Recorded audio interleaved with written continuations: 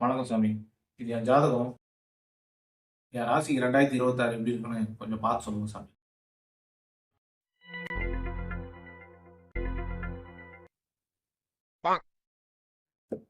தம்பி, நீங்க தனுசு ராசி. அத்தான் எல்லாரும் பாத்தீங்களா? அது எனக்கு தெரியும். நீங்க மேல சொல்லுங்க. நீங்க பிறந்ததுல இருந்து இன்னைக்கு வரைக்கும் கஷ்டம் மட்டும் தான் பட்டுக்கிட்டு இருக்கீங்க. சாமி, அது எனக்கு தெரியும். நீங்க 2026 எப்படி இருக்குன்னு பார்த்து சொல்லுங்க. 2026 எப்படி இருக்குன்னு பார்க்கறதுக்கு முன்னாடி கடந்த வருஷம், அதாவது 2025 உங்க வாழ்க்கையில ஒரு பெரிய போர்க்களமே நடந்திருக்கும். யோ சாமி சாமி, மன்னிச்சிருங்க சாமி. அதெல்லாம் நான் தாண்டி தான் சாமி வந்திருக்கேன். திரும்ப திரும்ப ஞாபகப்படுத்தாதீங்க சாமி. என்னால முடியல.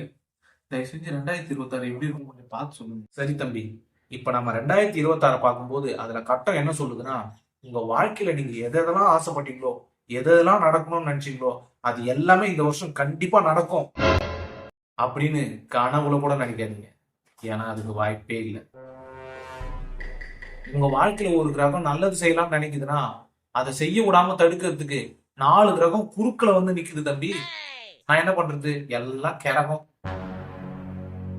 உன்னோட கட்டத்தை வச்சு பார்க்கும்போது உனக்கு பல பிரச்சனைகள், பல சிக்கல்கள், இது எல்லாத்துக்கும் காரணம் அந்த கிரகங்களோட அமைப்பு தான்.